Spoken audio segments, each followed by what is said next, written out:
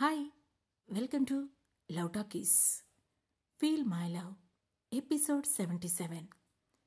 సహస్రను ఇంటికి తీసుకెళ్లిన రుద్ర వసుంధరను పిలిచి, మొదటిసారి మన ఇంటి బేబీని కడుపులో మెస్తున్న సహస్ర ఇంటికొచ్చింది మమ్మీ, తనను లోపలికి ఇన్వైట్ చెయ్యి అని చెప్పాడు. ఆ మాటతో జారిపోతున్న గుండెను చేత్తో పట్టుకున్న వసుంధర, ఏం మాట్లాడుతున్నావురా నువ్వు అని అడిగింది. ఎస్ మమ్మీ, తన కడుపులో నా బేబీ ఉంది, సో నా బేబీకి వెల్కమ్ చెప్పమని అంటున్నాను అని సింపుల్గా చెప్పాడు రుద్ర. వాట్, బేబీనా? Are you serious Rudra? నమ్మలేనట్లుగా చూస్తూ అడిగింది వసుంధర. అఫ్కోర్స్ మమ్మీ, ఈ విషయంలో ఎలా జోక్ చేస్తాను, షీఈస్ ప్రెగ్నెంట్ అని కూల్గా చెప్పాడు రుద్ర. ఆ మాటకు వసుంధర తల గిర్రున తిరిగినట్లు అనిపించడంతో ఒక్కొక్క మాట తడబడుతుండగా, ఇదంతా అసలు ఎలా జరిగింది, ఎప్పుడు జరిగిందిరా అని అడిగింది. యాక్చువల్లీ అదంతా పెద్ద కథ మమ్మీ, బట్ నీకు సింపుల్గా చెప్పేస్తాను. నేను తనను లవ్ చేశాను, ఇద్దరం అనుకోని సిచ్యువేషన్లో ఫిజికల్ అయ్యాం. ఇప్పుడు నా బేబీకి తన తల్లి కాబోతోంది. ఈ డీటెయిల్స్ సరిపోతాయి కదా మమ్మీ, ఇక తనను ఫార్మాలిటీస్తో లోపలికి ఇన్వైట్ చెయ్యి అని అన్నాడు రుద్ర. అప్పటిదాకా వాళ్ళిద్దరి కాన్వర్జేషన్ విసుగ్గా వింటున్న సహస్ర, ఎక్స్క్యూజ్ మీ సార్, అసలు మీరేం చేస్తున్నారో మీకైనా అర్థమవుతుందా? నా ఇష్టంతో పని లేకుండా నన్ను ఎలా మీ ఇంటికి తీసుకొస్తారు? నేను మీకు మళ్ళీ చెబుతున్నాను, నాకు ఈ బేబీ వద్దు, మీరొద్దు, మీ ఆస్తులొద్దు, అసలు మీ దగ్గర నాకు ఉద్యోగమే వద్దు, నన్ను వదిలేయండి సార్, నేను వెళ్ళిపోతాను అని చిరాగ్గా అంది సహస్ర. ఆ మాటకు రుద్ర కేర్లెస్గా చూసి, ఆల్రెడీ నేను సైలెంట్గా ఉండమని చెప్పాను కదా, మళ్ళీ ఎందుకు మాట్లాడుతున్నావు, కీప్ క్వైట్ అని చిన్నపిల్లను మందలించినట్లుగా బెదిరించి ఎదురుగా ఉన్న వసుంధర వైపు చూసి, మమ్మీ, నువ్వు తనని ఇన్వైట్ చేస్తావా లేదా అని అడిగాడు. No Rudra, she not perfect for this house, నేను ఇన్వైట్ చేయను అంటూ విసురుగా లోపలికి వెళ్ళి సోఫాలో కూర్చుంది వసుంధర. దాంతో తన తల్లి వైపు ఒక క్షణం చూసి తర్వాత పక్కనే ఉన్న సహస్రతో, నువ్విక్కడే ఉండు, నేనిప్పుడే వస్తాను అని చెప్పి లోపలికి వెళ్ళాడు రుద్ర. ఏంటి, ఇప్పుడు ఈ అమ్మాయికి వీడుగాని హారతివ్వడు కదా అనుకుంటూ కంగారుగా చూస్తోంది వసుంధర. మరోవైపు రుద్ర అటు వెళ్ళగానే అక్కడి నుంచి వెళ్ళిపోవడానికి గబగబా మెయిన్ గేట్ వైపు వెళ్ళింది సహస్ర. ఇంతలో వాళ్ళ అమ్మ భయాన్ని అబద్ధం చేస్తూ రుద్ర తన ఇంటి మెయిడ్తో హారతి ప్లేట్ రెడీ చేయించి ఇన్వైట్ చేయడానికి మెయిడ్ను కూడా తీసుకొచ్చాడు. కానీ అతను బయటికి వచ్చేసరికి సహస్ర గేటు దగ్గరికి వెళుతూ కనిపించింది. అది చూసి నవ్వుకున్న రుద్ర వెంటనే సెక్యూరిటీకి సైగ చేయడంతో గేట్స్ అన్నీ ఒక్కసారిగా క్లోజ్ అయిపోయాయి. అది చూసిన సహస్ర, ఏ సెక్యూరిటీ, డోర్ తీయి అని అడిగింది. సెక్యూరిటీ ఏం మాట్లాడకుండా సైలెంట్గా ఉన్నారు. దాంతో ఏదో అర్థమైనట్లు నడుంపై చెయ్యి పెట్టుకొని అసహనంగా గేటు వైపు చూసిన సహస్ర వెంటనే వెనక్కి తిరిగి చూసింది. అక్కడ రుద్ర నవ్వుతూ కనిపించాడు. అతన్ని చూసేసరికి ఫుల్గా కోపం వచ్చిన సహస్ర విసుగ్గా తన కాలును నేలకేసి కొట్టింది. అప్పుడు రుద్ర ఆమె దగ్గరికి వచ్చి, నువ్విప్పుడు మమ్మీవి కాబోతున్నావు, ఇలాంటి చిన్నపిల్లల చేష్టలు మానేస్తే బాగుంటుంది అంటూనే ఒక్కసారిగా ఆమెను తన 2 చేతులతో ఎత్తుకున్నాడు. దాంతో ఆమె కంగారుగా, సార్ ఏం చేస్తున్నారు, నన్ను కిందకు దించండి అని అరిచింది. కానీ ఆమె మాటను ఏమాత్రం లెక్క చేయకుండా అలాగే లిఫ్ట్ చేసి ఇంటి ముందుకు తీసుకొచ్చాడు రుద్ర. ఆ తర్వాత మెయిడ్ ఆ ఇద్దరికీ కలిపి హారతి ఇవ్వడంతో సహస్ర సమేతంగా కుడికాలు ఇంట్లో పెట్టి లోపలికి వచ్చాడు రుద్ర. అదంతా చూస్తున్న వసుంధర లోపలే చిరాకు పడుతూ, దేవుడా, ఈ రుద్రకి నిజంగానే పిచ్చి పట్టినట్లుంది, అసలేం చేస్తున్నాడో అర్థం కావడం లేదు అని అనుకుంది. రుద్ర నేరుగా సహస్రను తీసుకొచ్చి అక్కడే ఉన్న సోఫాలో కూర్చోబెట్టి, మేడంకి ఫ్రెష్ జ్యూస్ తీసివ్వు అని మెయిడ్కి చెప్పాడు. సరే సార్ అని మెయిడ్ లోపలికి వెళ్లడంతో రుద్ర వెంటనే వెళ్ళి కోపంగా తన వైపే చూస్తున్న వసుంధర పక్కన కూర్చొని ఆమె భుజంపై చెయ్యి వేసి, మమ్మీ, నేను నీకు ఆల్రెడీ చెప్పాను, నువ్వు సహస్రను యాక్సెప్ట్ చేయాల్సిందే అని. దానికి రీజన్ ఇదే, తన కడుపులో నా బేబీ పెరుగుతుంది, ఇక నువ్వు ఖచ్చితంగా సహస్రని యాక్సెప్ట్ చేయడం తప్ప నీకు వేరే ఆప్షన్ కూడా లేదు అని అన్నాడు. ఆ మాటకు చురుక్కున తల తిప్పి కోపంగా రుద్ర వైపు చూసి ఆ తర్వాత సహస్ర వైపు చూసింది వసుంధర. అసహనంగా సోఫాలో కూర్చొని ఇబ్బందిగా అటు ఇటు కదులుతోంది సహస్ర. అది చూసిన వసుంధర, రుద్ర, చూస్తుంటే ఆ అమ్మాయికి కూడా నీతో ఉండడం ఇష్టం లేనట్లే ఉంది కదా, అలాంటప్పుడు అంత బలవంతంగా తనని ఇక్కడ ఉంచాల్సిన అవసరమేంటి? ఒకవేళ బేబీనే రీజన్ అనుకుంటే తను ఆ బేబీని కూడా వద్దనే అనుకుంటోంది. అబార్షన్కి కూడా రెడీ అంటోంది. అలాంటి అమ్మాయిని ఎందుకు బలవంతంగా ఇక్కడ తీసుకొచ్చి కట్టేస్తున్నావు అని అడిగింది. మమ్మీ, తనేమనుకుంటుందో నాకనవసరం. కానీ తను నాకు కావాలి. తనతో నా లైఫ్ లాంగ్ కలిసి ఉండాలి. తను కూడా ఇక్కడే ఉంటుంది. ఇక ఇందులో ఎలాంటి చేంజ్ ఉండదు అని క్లియర్గా చెప్పాడు రుద్ర. అంటే నా ఇష్టంతో కూడా నీకు పని లేదనేది కదా అర్థం? అయితే ఇక నా పర్మిషన్తో పనేముంది? నీకు ఇష్టం వచ్చినట్లు చేసుకో. కానీ ఒక్కటి మాత్రం చెబుతాను, ఇలా ఆ అమ్మాయిని తీసుకొచ్చి డైరెక్ట్గా ఇంట్లో పెట్టడం కరెక్ట్ కాదు. వాళ్ళకి ఏం లేకున్నా మన ఫ్యామిలీకంటూ ఒక స్టేటస్ ఉంది. సో తనను పెళ్లి చేసుకొని ఆ పెళ్లిని అందరిలో అనౌన్స్ చేసిన తర్వాతే తనను ఇంటికి తీసుకొస్తే కొంచెం బాగుండేది అని చెప్పి అక్కడి నుంచి లేచి వెళ్ళిపోయింది వసుంధర. ఆమె మాటలు తన తదుపరి కర్తవ్యాన్ని గుర్తు చేయడమే కాకుండా ఇంచుమించు తన తల్లి కూడా సహస్రను యాక్సెప్ట్ చేసినట్లే అనిపించడంతో సంతోషంగా వెళ్ళి సహస్ర పక్కన కూర్చొని పెళ్ళెప్పుడు చేసుకుందాం అని అడిగాడు. ఆ మాటకు అతన్ని వింతగా చూస్తూ, పెళ్ళి కాదు సార్, నా దినం చేయండి అని విసుగ్గా అంది సహస్ర. స్టాప్ ఇట్ సహస్ర, మరోసారి ఇలాంటి పిచ్చి మాటలు నీ నోటి నుండి రాకూడదు అని అన్నాడు రుద్ర.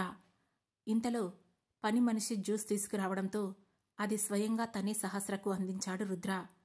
అప్పటికే అరిచి అరిచి నీరసంగా ఉన్న సహస్ర అతని వైపు కోపంగా చూస్తూనే గ్లాస్ తీసుకొని వద్దనకుండా ఆ జ్యూస్ మొత్తాన్ని గటగటా తాగేసింది. ఆ తర్వాత జ్యూస్ గ్లాస్ తీసుకొని వెళ్ళిపోయింది మెయిడ్. అప్పుడు రుద్ర తన పాకెట్లో ఉన్న కర్చీఫ్ తీసి సహస్ర పెదవులపై మెల్లగా అద్దాడు. అలా చేస్తున్న అతన్నే కళ్ళార్పకుండా చూస్తూ కొంచెం కూలైన సహస్ర, సార్, నేనొక మాట చెబుతాను, వింటారా అని అడిగింది. చెప్పు, తప్పకుండా వింటాను అని అన్నాడు రుద్ర. అప్పుడు సహస్ర, సార్, నేనెందుకు చెబుతున్నానో అర్థం చేసుకోండి. నా స్టేటస్కి మీ స్టేటస్కి అస్సలు సరిపోదు. అండ్ నేను ఆల్రెడీ విశ్వతో పాటు లివింగ్ రిలేషన్స్లో ఉన్నాను. అతనితో కలిసి ఒకే బెడ్పై పడుకున్నాను.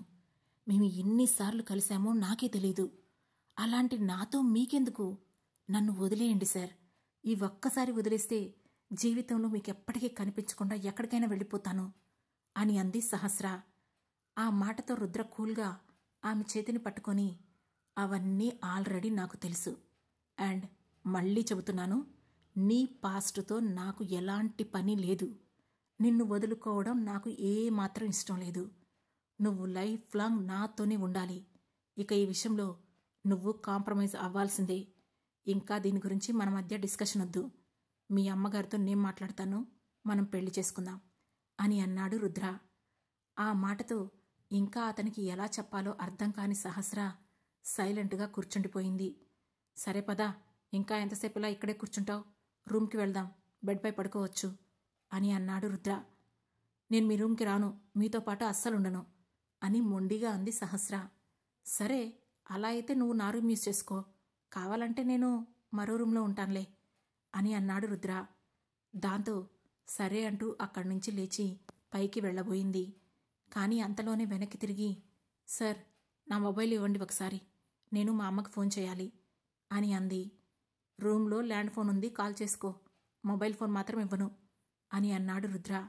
ఆ మాటతో దేవుడా, ఇక ఇతన్ని ఎలా భరించాలి అన్నట్లుగా చూసి తాను ఆల్రెడీ ఇంతకుముందు రుద్ర రూమ్కి వెళ్ళింది కనుక నేరుగా అతని రూమ్కి వెళ్ళిపోయింది సహస్ర. వెళ్ళిపోతున్న ఆమెను చూసి చిన్నగా నవ్వుకున్న రుద్ర మేడిని పిలిచి, 1 గంట అయ్యాక తనకు హెల్దీ ఫుడ్ సర్వ్ చేయి. అండ్ తను బయటికి వెళ్ళడానికి వీల్లేదు, నేను వచ్చే వరకు జాగ్రత్తగా చూసుకో అని చెప్పి బయటికి వెళ్ళిపోయాడు. రూమ్లోకి వెళ్ళిన సహస్ర అప్పటికే బాగా అలసిపోవడంతో పాటు సహజంగా వచ్చే నీరసంతో అలాగే బెడ్పై వాలి నిద్రపోయింది. మరోవైపు ఆ రోజంతా సహస్రకి కాల్ చేస్తూనే ఉంది అనసూయ. బహుశా ఆమె తన జీవితంలో ఎన్నిసార్లు ఎవరికీ కాల్ చేసి ఉండదు. ఆమె ఎన్నిసార్లు కాల్ చేసినా సహస్ర మొబైల్ మాత్రం స్విచ్ ఆఫ్ అనే వస్తోంది. దాంతో ఆమెలో కోపం అంతకంతకు పెరుగుతోంది. ఫోన్లో ఛార్జింగ్ అయిపోయే వరకు ఫుడ్ తినకుండా టాబ్లెట్స్ వేసుకోకుండా కాల్స్ చేస్తూనే ఉంది అనసూయ. ఆ గొడవలో ఆ రోజు మధ్యాహ్నం దేవా భోజనానికి రాకపోయినా కూడా ఆమె గమనించలేదు. ఎన్నిసార్లు చేసినా అదే రిప్లై వస్తూ ఉండడంతో ఈ పిల్ల ఫోన్ ఎందుకు స్విచ్ ఆఫ్ చేస్తోంది? వీడు తెచ్చిన నెంబర్ అసలు కరెక్ట్ కాదేమో. లేదు కరెక్టే. ఫస్ట్ రింగ్ అయింది కదా, ఆ తర్వాతే స్విచ్ ఆఫ్ అయింది. అంటే తన ఫోన్ ఏదో ప్రాబ్లం అయి ఉండొచ్చు. ఏదో చావు దెబ్బతింటుంది కదా, హెల్ప్ చేద్దామనుకుంటే ఇదేంటి ఇలా అయింది అని అనుకుంది అనసూయ. ఆ రోజు సాయంత్రం అవుతుండగా ఇంటికొచ్చాడు రుద్ర. అతని ఫేస్ అంతా నీరసంగా డల్గా ఉంది. అది చూసిన అనసూయ, ఏంటిది రుద్ర, అలా ఉన్నావేంటి? మొహం కూడా వాడిపోయి నీరసంగా కనిపిస్తుంది అని కంగారుగా అడిగింది. ఏం లేదనసూయ, కంగారు పడుకు. ఈరోజు రెస్టారెంట్కి కావాల్సిన కొన్ని వస్తువులు కొనడానికి బయటికి వెళ్ళాను. అందుకే అలా ఉంది, అంతే. నేనెళ్ళి ఫ్రెష్ అయ్యి వస్తాను, ఇద్దరం కలిసి భోజనం చేద్దాం అని అన్నాడు దేవా. ఆ మాటతో సరే అని వంటగదిలోకి వెళ్ళింది అనసూయ. అక్కడ వంట రెడీగా లేకపోవడంతో, ఓ ఈరోజు వంట మనిషి కూడా రాలేదు కదా, నేను ఆ సహస్రతో మాట్లాడాలనే కంగారులో వంట చేయడం కూడా మర్చిపోయాను. ఇప్పుడు దేవాకేం పెట్టాలి అని ఆలోచిస్తూనే వంట చేయడానికి కూరగాయల కోసం చూసింది. ఫాస్ట్గా చేసేవి ఏమీ లేకపోవడంతో వెంటనే ఫుడ్ ఆర్డర్ చేసింది అనసూయ. ఫుడ్ రావడానికి ఎంత లేదన్నా టైం పడుతుంది కనుక ఫోన్కి ఛార్జింగ్ పెట్టి రిలాక్స్గా వెళ్ళి సోఫాలో కూర్చుంది. కాసేపటికి ఫ్రెష్ అయ్యి వచ్చిన దేవా ఆమె పక్కన కూర్చొని నుదుటిపై చెయ్యి వేసి, ఏమైంది అనసూయ, నీరసంగా ఉందా అని అడిగాడు. అలాంటిదేమీ లేదు దేవా, నేను బాగానే ఉన్నాను అంది అనసూయ. మరి ఆకలిగా ఉందా? నీకు బాగా లేట్ అయినట్లుంది కదా, పద వెళ్ళి తినేద్దాం అని అన్నాడు దేవా. లేదు దేవా, ఈరోజు వంట చేయలేదు. ఫుడ్ ఇప్పుడే ఆర్డర్ చేశాను, అదొచ్చాక తిందాం. ముందు నీ సంగతి చెప్పు అని అంది అనసూయ. నా సంగతేముంది చెప్పడానికి? ఏం లేదు, రేపు ఉదయం బయటికి వెళ్లే పనుంది, నువ్వు కూడా త్వరగా లేచి రెడీ అవ్వు అని అన్నాడు రుద్ర. బయటికా? ఎక్కడికి? అయినా నువ్వు ఈ మధ్య ఎక్కువగా ఎక్కడికో వెళుతున్నావు. ఏ విషయాలు నాకు చెప్పడం లేదు. కాల్స్ కూడా బయటికెళ్ళి మాట్లాడుతున్నావు. ఇదంతా చూస్తుంటే నాకేదో డౌట్గా ఉంది అని అంది అనసూయ. ఆ మాటకు చిన్నగా నవ్వి, అదేం లేదులే అనసూయ, వర్క్ టెన్షన్స్ అంతే, అవన్నీ నీ వరకు ఎందుకని చెప్పడం లేదు. సరేగాని మనం రేపు మార్నింగ్ టెంపుల్కి వెళ్తున్నాం, చక్కగా రెడీ అవ్వు అని అన్నాడు దేవా. ఆ మాటకి ఆశ్చర్యపోతూ, ఏంటి టెంపుల్కా? అది కూడా నువ్వా? నువ్వెప్పటి నుంచి టెంపుల్కి వెళ్తున్నావు? నీకు దేవుడంటే నమ్మకం లేదు కదా, మరి ఇప్పుడు ఇదంతా ఏంటి అని అడిగింది అనసూయ. ఒక్కోసారి మన నమ్మకాన్ని పక్కన పెట్టి చాలా పనులు చేయాల్సి వస్తుంది, ఇది కూడా అంతే అని అన్నాడు దేవా. ఏంటి, గుడికి వెళ్ళి దండం పెట్టుకుంటే నేను బ్రతుకుతానని ఎవరైనా నీతో చెప్పారా? అందుకే నీకు ఇష్టం లేకపోయినా నాతో గుడికి వస్తున్నావా అని అడిగింది అనసూయ. అలాంటిదేం లేదు, అయినా ఏదైతే ఏంటి, నేను నీతో గుడికి వస్తున్నా, నువ్వైతే చక్కగా రెడీ అవ్వు. మొదటిసారి మనిద్దరం కలిసి గుడికి వెళ్తున్నాం, కాస్త స్పెషల్గా ఉండాలి కదా అని అన్నాడు దేవా. దాంతో అనసూయ ఎగ్జైట్ అవుతూ, ఖచ్చితంగా స్పెషల్గా ఉండాలి, వెళ్దాం అని హుషారుగా అంది. వీళ్ళు ఇలా మాట్లాడుకుంటూ ఉండగానే ఆర్డర్ చేసిన ఫుడ్ రావడంతో ఇద్దరూ కలిసి ఫుడ్ తినేసి బెడ్రూమ్కి వెళ్లారు. అనసూయ పడుకోగానే ఆమె దగ్గరికి చేరి ఆమె ఎదపై తలపెట్టుకొని తన చుట్టూ చెయ్యి వేసి పడుకున్నాడు దేవా. అతన్ని చిన్నపిల్లాడిలా చేరదీసిన అనసూయ, దేవా, నువ్వు నాకు తెలియకుండా ఏదైనా చేస్తున్నావా అని నెమ్మదిగా అడిగింది. నేనేం చేసినా నీకు నచ్చని పనైతే ఏమీ చేయడం లేదు, అన్నీ నీకు నచ్చినవే చేస్తాను, అందులో డౌట్ లేదులే అని అన్నాడు దేవా. నేను అడిగిందేంటి, నువ్వు చెప్పేదేంటి? నాకు తెలియకుండా ఏమైనా చేస్తున్నావా అని అడిగాను, నాకు నచ్చని పని చేస్తున్నావా లేదా అని అడగలేదు అని అంది అనసూయ. చెప్పాను కదా, నేను ప్రత్యేకించి ఏం చేయడం లేదు, నీతో గుడికొస్తాను అన్నాను, ఇంకేం లేదు. సరే, ఇక నాకు నిద్రొస్తోంది, పడుకోనివ్వు అని అన్నాడు దేవా. దాంతో అనసూయ అనుమానంగా, వీడు ఖచ్చితంగా నాకు చెప్పకుండా ఏదో చేస్తున్నాడు అని మనసులోనే అనుకొని, రోజూ పోయే నిద్రే కదా దేవా, డే అంతా రెస్టారెంట్లో ఉంటున్నావు, ఇంటి దగ్గర ఉన్న కాస్త టైం కూడా నాతో స్పెండ్ చేయలేవా అని అంది అనసూయ. డే అంతా కష్టపడి బయటకు నుంచి వస్తున్నానని నువ్వే చెబుతున్నావు, మరి అలసటగా ఉంటుంది కదా, రేపు మాట్లాడుకుందాంలే అనసూయ, ఇప్పుడు నాకు నిద్రొస్తుంది, నేను పడుకుంటున్నాను అని చెప్పి అలానే నిద్రపోయాడు దేవా. అతని శ్వాస కాసేపటికి తన శరీరానికి వెచ్చగా తగులుతుంటే, వీడొకడు ఏదొచ్చినా ఆపలేం, చివరికి నిద్రని ఆకలిని కూడా ఆపలేను ఒక్కోసారి వీడు చిన్నపిల్లాడో పెద్ద పిల్లాడో అర్థం కాదు. ఇలాంటివాడు నేను లేకుండా ఎలా ఉంటాడో తెలియడం లేదు. వీడి గురించి అన్నీ తెలిసిన నేనే దూరమైతే ఇంకెవరు వీడిని చూసుకుంటారు అని అతని తల నిమురుతూ మనసులోనే అనుకుంది అనసూయ. మరోవైపు సాయంత్రం హాల్లో కూర్చొని వీరేంద్ర గురించే మాట్లాడుకుంటూ ఉన్నారు మౌనిత, ఈశ్వర్, వాళ్ల తండ్రి. వాళ్ల కోసం ఫ్రూట్స్ కట్ చేసి ఇస్తోంది సురభి. అదే సమయంలో వీరేంద్ర ఇంట్లోకి వచ్చాడు. అతన్ని చూస్తూనే, రా వీరు, నీ గురించే మాట్లాడుకుంటున్నాం అని అంది మౌనిత. ఆమె వీరు అంటున్నప్పటినుంచి చిన్నప్పటి జ్ఞాపకాలు తనను తట్టి లేపుతుంటే వాటిని బలవంతంగా అదిమి పెడుతూనే, మీ హెల్త్ ఎలా ఉంది అత్తయ్య అని అడిగాడు వీరేంద్ర. ఇప్పుడు బాగానే ఉంది వీరు, అందుకే సురభిని హాస్టల్కి వెళ్ళమని చెబుతున్నాను. కానీ తనేమో నా మాట వినడం లేదు అని అంది మౌనిత. ఈ పొజిషన్లో నిన్ను వదిలి వెళ్ళడం తనకిష్టం లేదేమోలే అత్తయ్య. తనకు నచ్చింది చెయ్యి నువ్వు.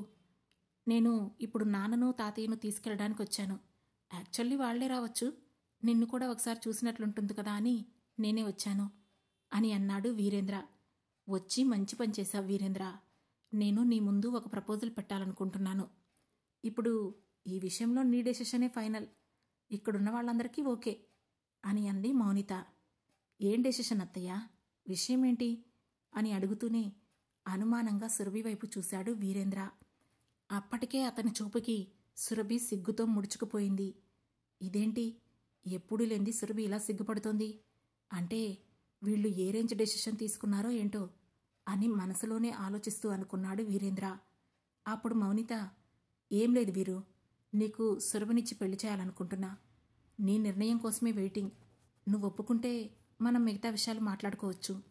చెప్పు, సురభిని పెళ్లి చేసుకుంటావా అని డైరెక్ట్గా అడిగేసింది మౌనిత. ఆ మాట వినగానే వీరు షాక్ అవుతున్నట్లుగా నటించి, ఏం మాట్లాడుతున్నారత్తయ్య, నేను సురభిని పెళ్లి చేసుకోవడం ఏంటి అని అడిగాడు. ఇందులో తప్పేముంది వీరేంద్ర, తను నీ మరదలే కదా. అలా అని మరదల్ని పెళ్లి చేసుకుంటే కట్నం తక్కువ చేస్తానని అనుకోకు. పెళ్లికి కట్నం కింద మీ మావయ్య మినిస్టర్ పదవిని నీకప్పగిస్తాను అని నవ్వుతూనే చెప్పింది మౌనిత. ఆ మాట వినగానే వీరేంద్రకు ఒక్కసారిగా సంతోషం ఉప్పొంగింది. దాంతో మనసులోనే తీన్మార్ వేసుకుంటున్నప్పటికీ దానిని బయటికి కనిపించనివ్వకుండా, కానీ అత్తయ్య, నాకు సురభికి ఎంత లేదన్నా 10 సంవత్సరాల డిఫరెన్స్ ఉంటుంది అని అన్నాడు వీరేంద్ర. ఏజ్ డిఫరెన్స్ అనేది పెద్ద ప్రాబ్లం కాదు వీరేంద్ర. నా కూతురు ఎక్కడ సుఖంగా ఉంటుందో అదే నాకు ముఖ్యం అని అంది మౌనిత. ఆ మాటతో వీరేంద్ర కొంచెం గంభీరంగా చూస్తూ, అత్తయ్య, ఒకప్పుడు తాతయ్య చేసిన అదే తప్పు నువ్వు కూడా చేస్తున్నావు. నువ్వు సుఖంగా ఉంటావనే కదా ఆ రోజు తాతయ్య కూడా చంద్రమావయ్యకిచ్చి నిన్ను పెళ్లి చేశాడు. మరి నువ్వు ఏమాత్రం సుఖపడ్డావు? ఇప్పుడు నువ్వు కూడా ఆయనలాగే సురభిని నీ ఇష్టానికి నాకిచ్చి పెళ్లి చేస్తానంటున్నావు అని అన్నాడు వీరేంద్ర. నో వీరు, ఇందులో నా డెసిషన్ మాత్రమే ఫైనల్ కాదు. సురభిని అడిగాకే నిన్ను అడుగుతున్నాను. తనని బలవంతం చేయడం లేదు అని అంది మౌనిత. ఆ మాటతో నిజమా అన్నట్లు వీరేంద్ర సురభి వైపు చూసేసరికి ఆమె వెంటనే సిగ్గుపడి లేచి వెళ్ళి తన తల్లి వెనక నుంచుంది. అది చూసి మౌనిత నవ్వుతూ, అర్థమైంది కదా, దానికి నిన్ను పెళ్లి చేసుకోవడం ఇష్టమే వీరు. ఇక నీ డెసిషన్ చెప్పాలి అని అంది మౌనిత.